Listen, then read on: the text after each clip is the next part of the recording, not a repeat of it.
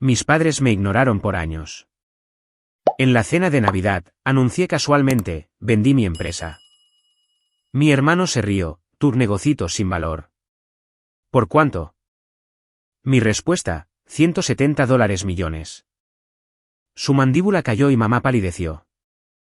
Mi nombre es Esquilar Hayes.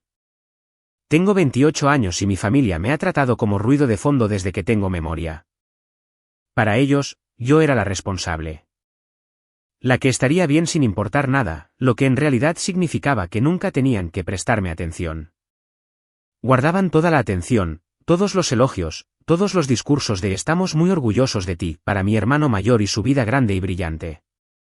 Yo recibía un ocasional, qué bien, cariño lanzado por encima del hombro mientras refrescaban el chat grupal para ver su último triunfo. Esta Navidad se suponía que iba a ser sobre él de nuevo. Mi madre lo llamó una pequeña celebración por el gran ascenso de tu hermano. Como si yo fuera solo un asiento extra en su fiesta. No tenía ni idea de que unas semanas antes, había transferido más dinero a mi cuenta bancaria del que toda mi familia había visto en sus vidas juntas. No tenía ni idea de que mi pequeño proyecto paralelo, ese que miraban con ojo crítico, el que llamaban una distracción de una carrera de verdad, se había convertido en una empresa por la que alguien pagó $170 millones. Me senté en esa mesa, mirando el jamón tallado y los platos navideños desparejados, escuchándolos animarlo como siempre, sintiendo ese viejo y familiar ardor en mi pecho. Entonces mi hermano soltó un comentario sarcástico más de la cuenta sobre mi pequeño sueldo de enfermera y mi lindo negocito. Lo miré fijamente a los ojos y dije tan casualmente como pude, vendí mi empresa. Él sonrió con suficiencia y preguntó, ¿tu pequeño negocio sin valor? ¿Por cuánto? Dije, $170 millones. Su mandíbula realmente cayó. Mi madre palideció. El tenedor de mi padre se le resbaló de la mano y golpeó el plato con estrépito. Lo que sucedió después cambió a nuestra familia para siempre, y no de esa manera cálida y acogedora de las películas navideñas que les gusta fingir que somos. Crecer como Esquilar Hayes significó aprender temprano que el amor en mi casa venía con un sistema de clasificación.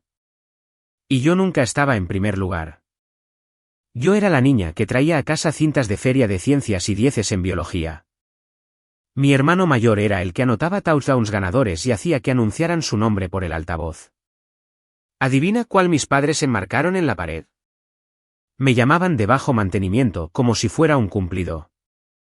Esquilar no necesita tanto alboroto, decía mi madre, ajustándole la corbata a mi hermano por tercera vez antes de sus ceremonias de premios. Cuando ingresé a un competitivo programa de enfermería con una beca, mi padre dijo, eso es genial, cariño. Las enfermeras son útiles. Luego, inmediatamente se giró para preguntarle a mi hermano Ethan cómo iba su carrera de negocios. Como si mi vida fuera un acto de calentamiento para el show principal. La ironía es que ser ignorada me hizo peligrosa. Mientras ellos estaban pegados a la lista de jugadas de Ethan, yo estaba aprendiendo a leer electrocardiogramas, colocar vías intravenosas y pensar con claridad mientras alguien estaba en código frente a mí. Acepté un trabajo como enfermera de urgencias en turno de noche justo al salir de la escuela. Y lo que nadie en mi familia entendía era cuánto caos manejaba cada noche.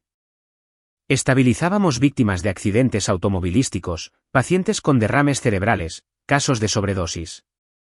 Hacía llamadas a las 3 de la madrugada que marcaban la diferencia entre que alguien se despertara o no volviera a despertar nunca más. Y en los huecos de tiempo entre códigos y papeleo, cuando otras enfermeras revisaban sus teléfonos, yo esbozaba una idea en el reverso de un papel sobrante.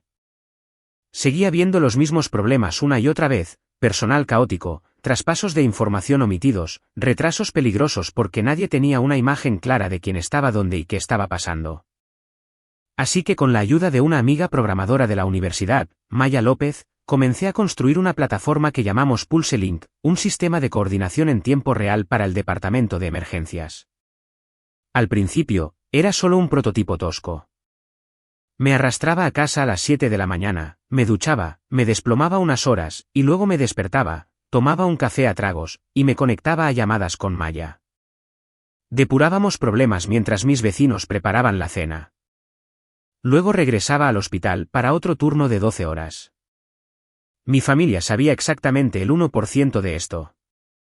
Para ellos, yo seguía trabajando por las noches, lo que en la cabeza de mi madre se traducía en que seguía sin hacer nada digno de ser publicado en Facebook. Pero ellos sabían cada detalle de la vida de Ethan. Se convirtió en analista de inversiones, luego en futuro socio de su firma, luego en el orgulloso dueño de un condominio que nuestros padres le ayudaron a pagar. Sacaron parte de su jubilación para ayudar con el pago inicial y lo llamaron apoyar su futuro. Cuando pregunté si podían avalar una pequeña línea de crédito para que Maya y yo pudiéramos dejar nuestros segundos trabajos y enfocarnos en PulseLink, mi padre se rió y dijo, cariño, las aplicaciones son una moda pasajera. Sé realista. La enfermería es tu plan B, ¿recuerdas? No arriesgues eso en una fantasía tecnológica. Qué ironía que mi trabajo estable y salvavidas fuera un plan B cuando se trataba de mí. Pero las hojas de cálculo de Ethan eran visionarias. La noche que todo cambió. Estaba de descanso en la sala de personal, medio dormida en una silla de plástico con el teléfono boca abajo sobre mi regazo. Cuando finalmente lo revisé, tenía 3 llamadas perdidas de un número desconocido y una de Maya, además de un texto en mayúsculas, contesta el teléfono. Lo tenemos. Entré al cuarto de suministros, con el corazón latiéndome con fuerza, y le devolví la llamada. Estaba llorando y riendo al mismo tiempo. La junta del hospital a la que habíamos estado presentando durante meses finalmente había acordado implementar PulseLink como piloto, y una compañía de software médico con la que habíamos estado hablando en San Francisco quería adquirirnos por completo. El número que mencionó me hizo temblar las rodillas. No se sentía real. Terminé mi turno en un sueño lúcido, luego pasé la semana siguiente haciendo malabares con llamadas de contratos, acuerdos de confidencialidad y abogados, entre la clasificación de pacientes. Mientras mis padres me enviaban un folleto para la fiesta de promoción de Ethan en la firma, literalmente una invitación digital en el chat grupal familiar con un emoji de champán y las palabras, tan orgullosos de ti, Ethan. Yo estaba en una sala de conferencias de cristal en el centro firmando una empresa que había construido con bebidas energéticas y pura terquedad. Cuando la transferencia finalmente llegó, $170 millones, menos honorarios legales e impuestos y la porción del inversor, todavía quedaba más dinero del que sabía qué hacer. Miré mi aplicación bancaria como si pudiera fallar y desaparecer. Lloré en mi auto, luego fui a trabajar esa noche como si nada hubiera pasado, porque la gente todavía necesitaba que les revisaran los signos vitales y les pasaran las medicinas. No se lo dije a mis padres, no porque quisiera ocultarlo, sino porque sabía exactamente lo que pasaría si lo hacía. Lo minimizarían, lo malinterpretarían, o lo convertirían en una historia sobre cómo siempre supieron que yo haría grandes cosas, a pesar de que nunca me habían hecho una sola pregunta real. Cuando mi madre me llamó una semana antes de Navidad y dijo, haremos una cena especial este año por el ascenso de tu hermano. Puedes venir, ¿verdad? Casi me reí. Ella no dijo para la familia o para las fiestas. Dijo para tu hermano. Y fue entonces cuando la idea se solidificó realmente. No iba a aparecer con ropa de diseñador o lanzar indirectas como si estuviera mendigando atención. Iba a sentarme en esa mesa, escucharles hablar de él como si caminara sobre el agua, y cuando él hiciera uno de sus habituales comentarios despectivos sobre mi pequeña vida de enfermera, dejaría caer el número que abriría su realidad en dos. No para ser mezquina, bueno, quizás un poco mezquina, resoplido, sino principalmente porque estaba cansada de ser borrada en la historia de mi propia familia. El día de Navidad, estacioné mi vieja y destartalada Honda frente a la casa de mis padres. Y eso por sí solo ayudó a mi plan. Sin coche llamativo, sin bolso de lujo, nada que gritara multimillonaria. Solo yo, con jeans negros, un suéter verde suave y el mismo abrigo de invierno que tenía desde la escuela de enfermería. La casa se veía exactamente igual que en todas las otras fiestas. Luces enredadas a lo largo de las canaletas, un reno de plástico ligeramente inclinado hacia un lado, una corona en la puerta con un lazo rojo descolorido. Adentro, ya podía escuchar la risa de mi madre por encima de la música y la voz profunda de mi padre resonando sobre algo. Presioné mi pulgar contra el frío metal del pomo de la puerta y me obligué a inhalar lentamente. Esto no era solo por dinero. Se trataba de entrar al mismo campo de batalla en el que crecí y negarme a interpretar el mismo papel. Esquilar, por fin. Mi madre, Linda, se abalanzó primero, oliendo a canela y perfume. Me dio un abrazo rápido, luego se apartó para alisarme el pelo como si tuviera 8 años. ¿Te ves cansada? ¿Sigues haciendo esos turnos nocturnos locos? Te sigo diciendo, cariño, deberías encontrar algo más tranquilo. No quieres agotarte antes de los 30. Yo también me alegro de verte, mamá, dije, quitándome las botas. Sí, sigo con las noches. Alguien tiene que mantener a la gente viva mientras ustedes duermen. Ella hizo un sonido de desaprobación como si hubiera hecho una broma dramática y se dio la vuelta antes de que terminara de hablar. Tu hermano ya está aquí, llamó por encima del hombro. Trajo ese vino artesanal. Tan atento. Lo abriremos con la cena. La seguí a la sala de estar y, efectivamente, allí estaba Ethan Hayes, parado en medio como si fuera el dueño del lugar. Pelo perfecto, reloj caro, camisa de vestir ajustada con las mangas remangadas. Estaba a mitad de una historia, un cuento sobre cómo su jefe lo había apartado en el pasillo para hablar de grandes planes futuros. Resoplido. Mi padre, Paul, estaba sentado en su sillón reclinable, colgando de cada palabra. Ethan finalmente me notó y sonrió, acercándose con su copa en la mano. Llegaste. Sé que las noches pueden ser duras. ¿Finalmente te dejaron salir de la mazmorra del hospital? En realidad, ya no encadenamos a los pacientes a las paredes, pero sí, me dejaron salir, dije secamente. Él rió como si pensara que era encantador. ¿Cómo va esa? ¿Qué era? ¿Esa cosa de datos con la que estabas jugando, esa aplicación? Ha estado ocupada, dije, manteniendo mi rostro neutral. Hemos tenido mucho movimiento. Bueno, no dejes que te distraiga de tu trabajo de verdad, intervino mi padre, gesticulando vagamente. La enfermería es un trabajo sólido. Práctico. Y tú siempre has sido nuestra niña práctica, ¿verdad? De la que no tenemos que preocuparnos. Ethan tiene muchas responsabilidades con esa firma. Sí, agregó Ethan, haciendo tintinear su copa ligeramente contra la de papá. Apuestas altas, mucho dinero. Literalmente dijeron las palabras, futuro socio, frente a todo el equipo. Mi madre juntó las manos en su pecho. Estamos tan orgullosos de ti, cariño. Esta noche se trata de celebrarte a ti. Me quedé allí, invisible, como lo había sido toda mi vida. Ahí estaba de nuevo.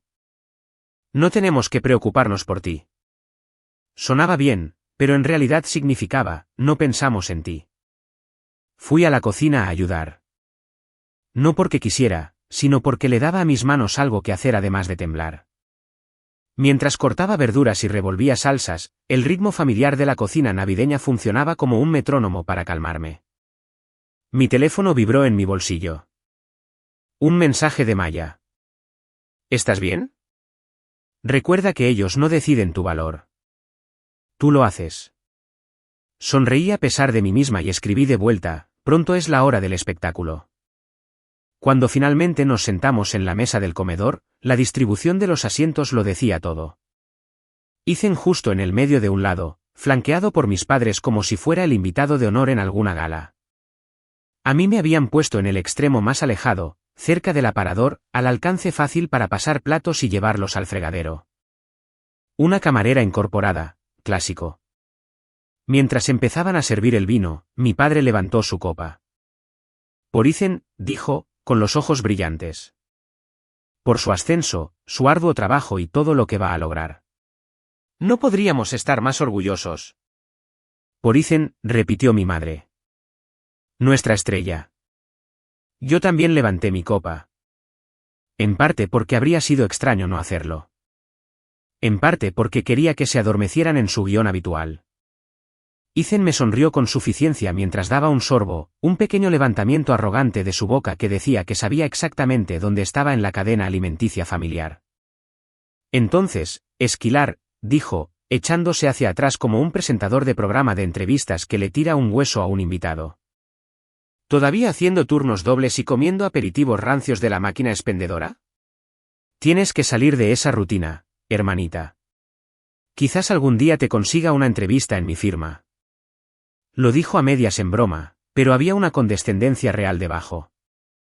El mismo tono que había usado cuando una vez me dijo, si esa aplicación tuya alguna vez gana un centavo, te compraré algo bonito, como un bolso de verdad. Se me apretó el pecho, pero esta vez, en lugar de tragarlo, dejé que el sentimiento me agudizara. Miré el jamón, el puré de papas, la vela parpadeante en el centro de la mesa. Pensé en cada vez que me habían apartado para llegar a él, cada vez que habían convertido mis logros en notas a pie de página de sus éxitos, y decidí que ya era suficiente. No lo solté en un arrebato de ira. Eso habría sido demasiado fácil para que lo desestimaran como esquilar siendo emocional. Esperé. Dejé que siguieran sus bucles habituales. El ascenso de Ethan, la gente importante de su firma, los grandes clientes cuyos nombres soltaban a pesar de que apenas entendían lo que él hacía. Agregué pequeños comentarios neutrales, del tipo que usan las enfermeras cuando estamos evaluando a un paciente. Oh, wow. Y eso es grande. ¿Y cómo te sientes al respecto? Todo mientras mi mente contaba silenciosamente los compases como un director esperando la señal de la orquesta. La apertura llegó cuando mi madre se volvió hacia mí con el interés cortés que se reserva para la charla trivial. Entonces, cariño, ¿qué hay de ti?, preguntó, rellenando la copa de Ethan antes que la mía. El mismo hospital, el mismo, ¿cómo lo llamas? Salón de emergencias. El mismo servicio de urgencias, pero muchas cosas han cambiado este año. Mi padre asintió vagamente. Bueno, mientras estés estable, eso es lo que importa. Dios sabe que el mundo necesita buenas enfermeras. Mi hermano resopló suavemente. Sí, y ella tiene esa pequeña cosa de la aplicación, ¿recuerdas? Esa con la que sigue experimentando. Incluso hizo comillas con los dedos. ¿Cómo va eso? Todavía pidiéndole al universo que manifieste $1.000.000. La mesa rió. Me dolió, pero también me ayudó. Me estaban sirviendo el momento en una bandeja de plata. Dejé el tenedor suavemente para que el sonido no distrajera de lo que estaba a punto de decir. En realidad, respondí, manteniendo mi voz casi aburrida. Ya no estoy manifestando $1.000.000. Ethan ladeó la cabeza. Oh. ¿Te rendiste con tu pequeña fantasía? No, dije, encontrando su mirada. Vendí mi empresa. Las palabras cayeron como un vaso rompiéndose sobre el azulejo. La habitación no se quedó en silencio de golpe. Fue más como si la risa muriera en etapas, como si la gente se diera cuenta simultáneamente de que esto no era una broma. La sonrisa de mi madre se congeló. Mi padre parpadeó 2 veces. Ethan frunció el ceño como si hubiera oído mal. ¿Qué dijiste? Dije que vendí mi empresa, repetí. PulseLink, la plataforma de coordinación de urgencias que he estado construyendo durante los últimos años. Cerramos el trato hace 3 semanas. Su ceño se convirtió en una sonrisa suficiente, aliviada. Vale. Vale, señorita CEO. ¿Y por cuánto se fue tu pequeño negocio sin valor? La palabra sin valor tenía historia.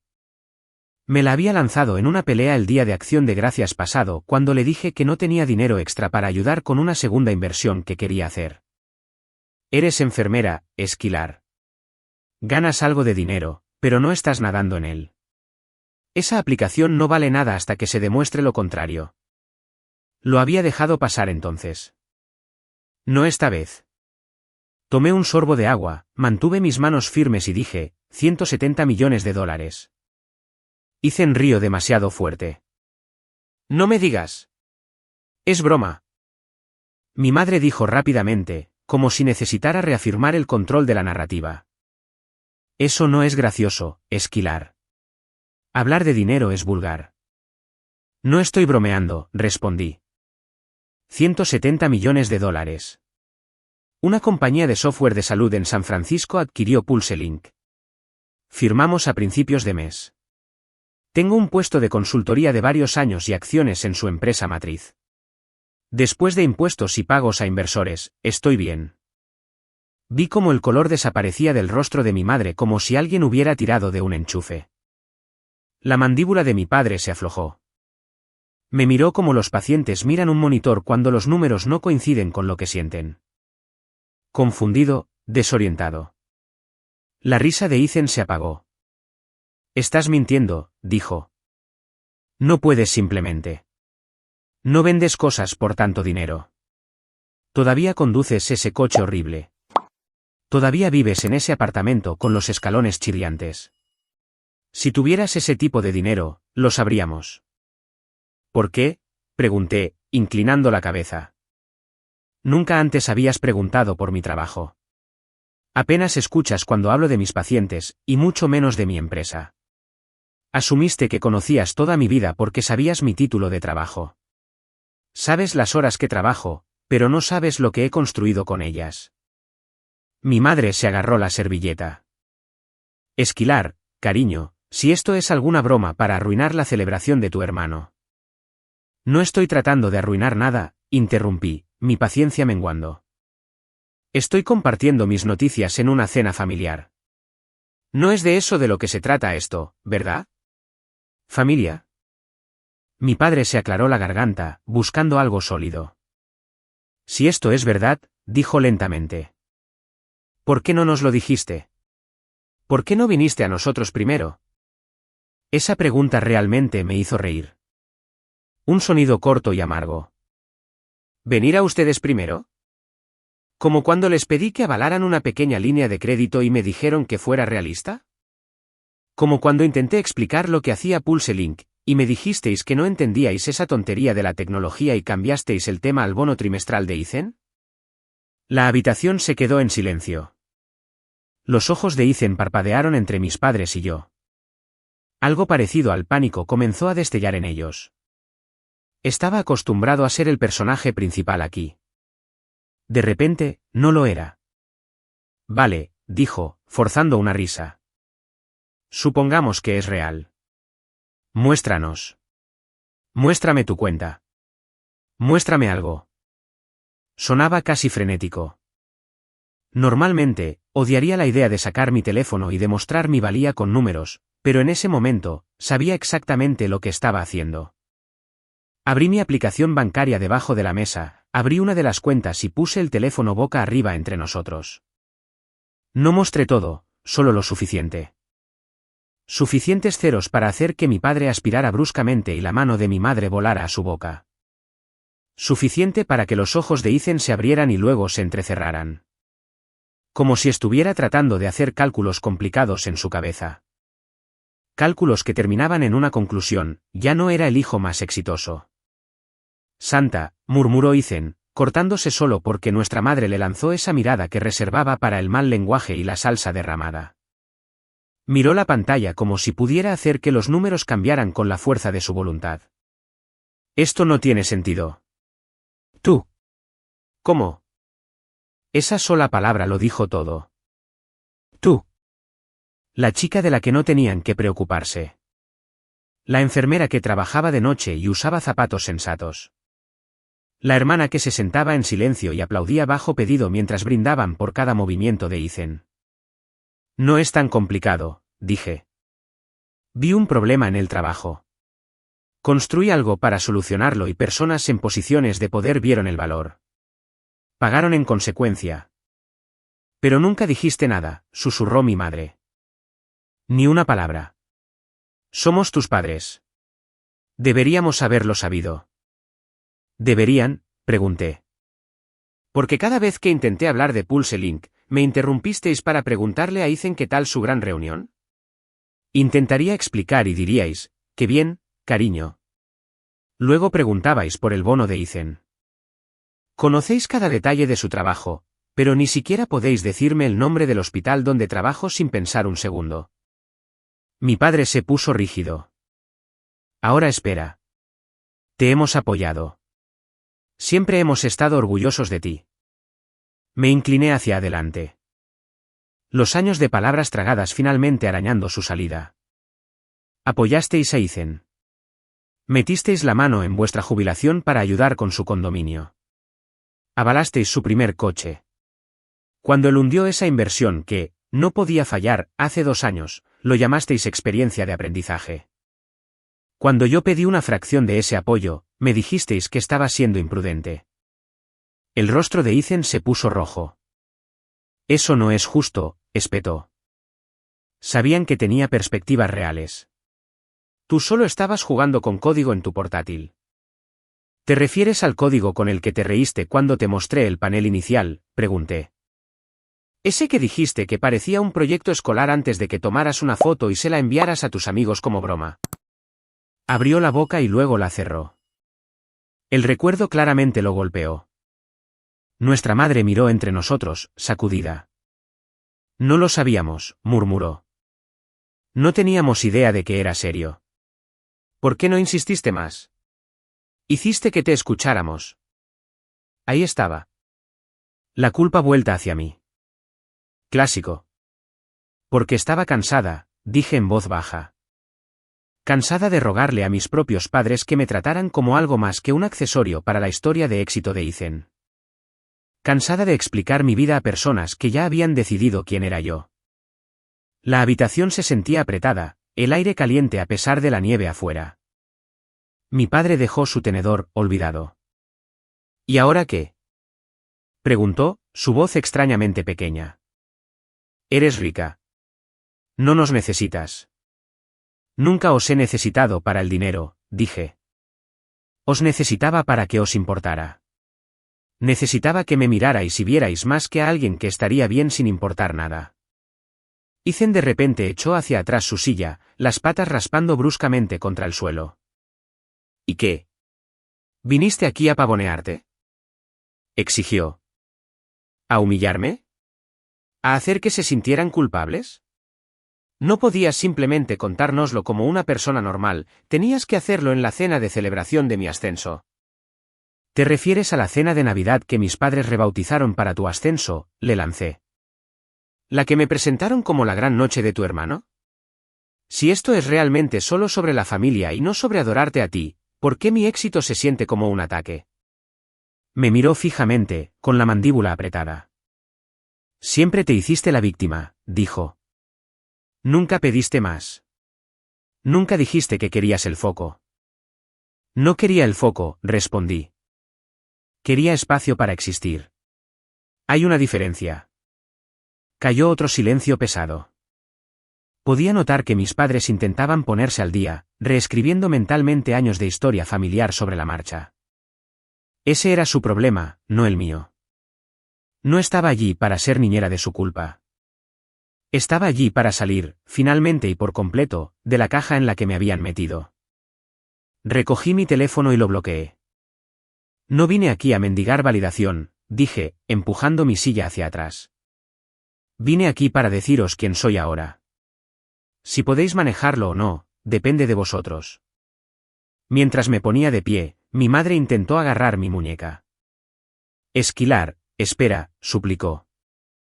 Nosotros solo necesitamos tiempo. Es mucho. Os he dado 28 años, respondí. El tiempo no es el problema. Me alejé de esa mesa, pasando el árbol y los calcetines con nuestros nombres, pasando las fotos familiares que llenaban el pasillo, la mayoría con Ethan al frente, yo borrosa en los bordes. En el espejo del pasillo, vislumbré un atisbo de mí misma, tranquila, no destrozada. Me sorprendió. No era la chica desesperada que había sido a los 16, esperando que sus padres levantaran la vista de las gradas y se dieran cuenta de ella también. Era una mujer que había construido algo que cambiaba el mundo mientras ellos no miraban. Si alguna vez se ponían al día ya no era cuestión de vida o muerte para mí. No llegué muy lejos antes de que la tormenta golpeara. Esquilar, la voz de Ethan me siguió por el pasillo, aguda y cruda de una manera a la que no estaba acostumbrada a oír. Me giré justo cuando él me alcanzaba, su compostura pulida habitual hecha añicos. No puedes simplemente lanzar una bomba como esa y marcharte. Mírame, dije. He pasado toda mi vida tragándome cosas para que tú no te sintieras amenazado. ¿Amenazado?, soltó una risa sin humor. ¿Crees que me siento amenazado por ti? Ahora lo estás, dije. Nos miramos fijamente, la competencia no verbal de años, de repente muy dicha. Mis padres se quedaron a unos metros detrás de él, no lo suficientemente cerca para intervenir, no lo suficientemente lejos para fingir que no estaban involucrados. No entiendes lo que has hecho, dijo Ethan, cambiando de táctica. Me hiciste quedar como un idiota allí atrás. Sabes, mi jefe es amigo de papá en Facebook. ¿Qué pasa cuando esto se sepa? Cuando la gente se entere de que mi hermana pequeña construyó una empresa por ese valor y yo ni siquiera lo sabía. Quedó como un chiste. Ahí estaba. No preocupación por mí, ni curiosidad sobre mi trabajo, solo pánico por su imagen. Tu mayor miedo es parecer estúpido, dije. Mi mayor miedo solía ser morir en un pasillo porque nadie escuchaba cuando decía que no estaba bien. Esa es la diferencia entre nosotros. Mi padre se puso rígido. Ahora eso no es justo. Siempre nos hemos preocupado por ti. Os preocupasteis por la versión de mí que no os incomodaba, respondí. La enfermera callada, la ayudante, la buena oyente. Teníais un guión para ella. No tenéis un guión para esta versión. Mi madre dio un paso adelante, jugueteando con sus manos. Estamos tratando de entender. Estamos tratando de estar felices por ti. Pero duele, Esquilar. Duele que no confiaras en nosotros con esto. Que nos cerraras la puerta. Tragué, eligiendo cuidadosamente mis siguientes palabras. No fuisteis cerrados. Vosotros os marchasteis. Cada vez que me interrumpisteis para hacerle otra pregunta a Ethan. Cada vez que olvidabais mi horario pero memorizabais el suyo. Cada vez que me decíais que me alegrara por vuestro hermano cuando yo estaba sufriendo. ¿Creéis que ser ignorado no deja cicatrices? Ethan se burló.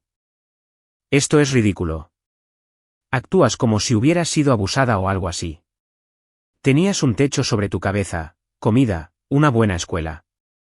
Tenías todas las ventajas. Excepto ser vista, dije en voz baja. Excepto ser elegida.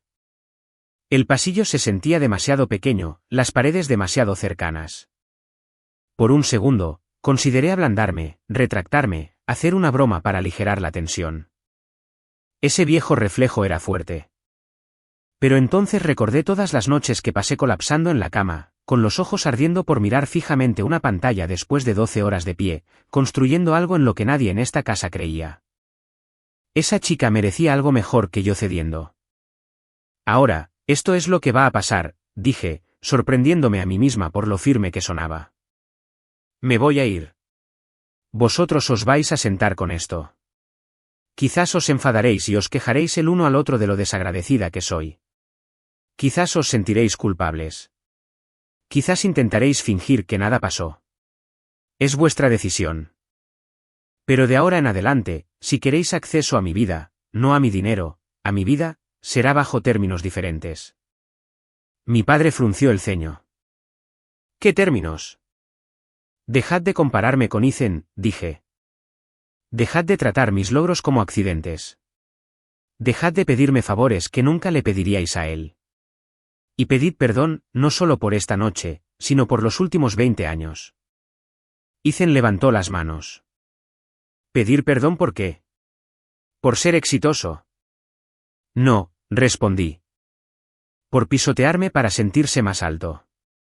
Por reírse de mi trabajo cuando no lo entendíais. Por usarme como prueba de que él era el especial. Él se estremeció ligeramente ante eso. No sabes lo que es estar bajo presión todo el tiempo, murmuró. Tener a todos contando contigo para triunfar. Tienes razón, dije. No sé lo que es tener gente que crea en mí antes de que demuestre nada.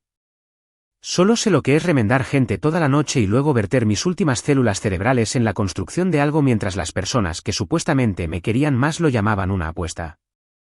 No tuvimos la misma infancia, aunque crecimos en la misma casa. Por un momento, nadie habló. Luego mi madre hizo algo que honestamente no esperaba. Empezó a llorar. No las lágrimas performativas que a veces usaba para sofocar el conflicto, sino las desordenadas, las que la hacían agarrarse a la pared como si necesitara apoyo. Hicimos esto, le dijo a mi padre, con la voz quebrada. Los hicimos así. Los enfrentamos el uno al otro sin siquiera darnos cuenta. Pensé. Pensé que solo lo animábamos porque él lo necesitaba. Pensé que ella estaba bien. Los hombros de mi padre se hundieron, la lucha drenándose de él. Nos equivocamos, dijo en voz baja. Nos equivocamos, y no podemos deshacerlo. Ethan miró entre ellos, luego a mí. Y por primera vez, vi algo en sus ojos que no había visto antes. ¿Miedo? No a mí, sino a perder esta versión de su vida donde siempre era el elegido. ¿Y qué? Preguntó con voz ronca. Nos cortas. Desapareces en tu mundo de gente rica y nos olvidas. Negué con la cabeza. No, dije. Construyo un mundo donde existo, os vea o no. Podéis ser parte de él si estáis dispuestos a hacer el trabajo. Si no, estaré bien. Por primera vez, lo sabía de verdad. Agarré mi abrigo del perchero junto a la puerta. Mi madre se acercó a mí y luego se detuvo, como si supiera que las promesas vacías no funcionarían esta vez. Te llamaremos, dijo débilmente. Cuando hayamos pensado qué decir. Tómate tu tiempo, respondí. Solo no me llames para pedir dinero. Las mejillas de Ethan se sonrojaron. Yo nunca. Ya lo has insinuado, le corté. Preguntaste cómo se vería esto para ti en el trabajo. ¿Tienes miedo de que tu jefe se entere de que tu hermana pequeña es más exitosa que tú en el papel? Noticia de última hora. Ese no es mi problema. Tienes tu propio camino que recorrer. Salí al aire helado, el frío mordiendo pero limpio. Detrás de mí, los sonidos amortiguados de mi familia discutiendo subían y bajaban. Dolió. Por supuesto que dolió. Pero bajo el dolor, había algo más floreciendo. Una pieza feroz y extraña. Por una vez, no me había encogido a una forma más pequeña para encajar en sus expectativas. Caminé hacia mi coche sintiendo como si mi columna estuviera hecha de acero. En las semanas posteriores a Navidad, mi familia hizo exactamente lo que esperaba. Se quedaron en silencio, sin chats grupales, sin mensajes de texto de Feliz Año Nuevo, sin memes de mi madre. Al principio, el silencio se sintió como estar parado en una habitación después de un incendio, oliendo a humo y sin saber que seguía en pie. Me sumergí en mi nueva realidad. Hubo reuniones con la empresa adquirente, sesiones de estrategia sobre cómo escalaría PulseLink, visitas a otros hospitales donde las enfermeras se iluminaban al ver cuánto más fácil se volvía su flujo de trabajo. Por primera vez, mis conversaciones diarias eran con personas que veían mi cerebro primero, no mi rol en una jerarquía familiar. También hice algo que habría aterrorizado a la vieja yo. Reservé terapia, no porque estuviera rota, sino porque estaba cansada de arrastrar viejas heridas a habitaciones nuevas. Muchas de esas sesiones fueron sobre mis padres, sobre cómo ser el niño ignorado puede sentirse más fácil que ser el niño problema, pero aún así te consume lentamente. Sobre cómo el favoritismo no es solo injusto, es una forma de negligencia emocional para todos los involucrados. Mi terapeuta dijo algo que se me quedó grabado. Cuando una familia elige a un niño de oro, no solo hiere al chivo expiatorio o al niño invisible. También prepara al niño de oro para estrellarse cuando el mundo no lo trata de la misma manera. No entendí completamente lo que quería decir hasta la segunda semana de enero, cuando Ethan llamó. Miré su nombre parpadeando en mi teléfono durante un largo momento antes de contestar. Hola, dije, manteniendo mi voz neutral. Oye, respondió. Sonaba más pequeño. ¿Puedes hablar un poco? Dije, ¿qué pasa? Hubo una pausa, luego una risa amarga. ¿Sabes cómo dije que tu pequeño espectáculo en la cena me haría parecer estúpido en el trabajo? Lo recuerdo, dije. ¿Estabas muy preocupado por eso? Sí, bueno. Dijo. Resulta que hice un trabajo bastante bueno haciéndome parecer estúpido por mi cuenta. Explicó a trompicones que había estado montado en la cresta de su ascenso, ese por el que mis padres básicamente habían organizado una fiesta navideña, y se había vuelto descuidado. Había usado nombres de clientes en un bar donde no debía. Había enviado un correo electrónico con el archivo adjunto equivocado. Había tomado algunas decisiones equivocadas tratando de impresionar a un socio senior. Nada ilegal, pero suficiente para poner nerviosos a los de arriba. Dijeron que me he distraído, terminó. Que mi rendimiento no coincide con mi actitud. Están reevaluando mi trayectoria. Lo siento, dije, y lo decía en serio. No porque me sintiera culpable, no. Sino porque ver desmoronarse la identidad de alguien es doloroso, incluso cuando esa identidad se construyó sobre cimientos inestables. ¿Por qué me estás contando esto? Porque, dijo, exhalando profundamente. Por primera vez, lo entiendo un poquito. ¿Cómo se siente cuando todo tu valor está atado a lo que la gente piensa que vas a llegar a ser en lugar de quien eres realmente? Y cuando eso empieza a tambalearse, no sabes quién eres sin ello. Me senté en mi sofá, el peso de sus palabras asentándose a mi alrededor. Podrías haberlo averiguado sin pisotearme, dije suavemente. Pero me alegro de que lo estés viendo ahora. Mamá sigue diciendo que deberíamos disculparnos, soltó. Papá dice que no sabe por dónde empezar. Están hechos un desastre por esto, Esquilar. Por ti, por ellos, por todo. No necesitan un discurso perfecto, dije. Solo necesitan decir la verdad, aunque sea fea. Una semana después, lo hicieron. Mis padres me invitaron a reunirme en una cafetería a medio camino entre mi casa y la de ellos. Aparecieron luciendo 10 años más viejos de lo que recordaba, no por mi éxito, sino por finalmente ver sus propios patrones. Mi madre lloró de nuevo, pero esta vez no intentó que fuera la historia completa. Mi padre admitió, con los ojos llorosos, que tenía miedo de que yo lo superara en formas que no entendía. Por eso era más fácil bromear sobre la carrera de Ethan. Ambos dijeron las palabras que no me había permitido esperar. Lo sentimos. Estábamos equivocados. No podemos deshacer los años en los que te hicimos sentir como un respaldo. Queremos hacerlo mejor, si nos dejas. No me derretí en sus brazos. No lo arreglé con un abrazo. Les dije honestamente, aprecio esto. También necesito tiempo. No confío en las palabras todavía. Necesito ver lo que hacéis. Y luego establecí límites. Les dije que no era su plan de jubilación. Les dije que no iba a sacar a Ethan de ninguna mala inversión ni a pagar su casa solo porque podía. Les dije que si volvían a menospreciar mi carrera de enfermería o trataban mi trabajo como una casualidad, me iría. Escucharon. Realmente escucharon. Y durante el año siguiente, lenta y dolorosamente, empezaron a cambiar. Me hacían preguntas sobre mi trabajo y no pivotaban de vuelta a Ethan después de 30 segundos. Respetaban cuando decía que estaba cansada por un turno y no podía hablar. Empezaron a corregirse cuando caían en viejos patrones. Mi madre se detenía a mitad de la frase y decía, lo estoy haciendo de nuevo, ¿verdad? Y luego se corregía. En cuanto a Ethan, no lo despidieron, pero su camino en la firma se niveló. No más vía rápida. No más elogios constantes. Lo odió al principio. Luego comenzó a separar quién era de lo que hacía. Se disculpó conmigo, de verdad, sin excusas ni desvíos bromistas.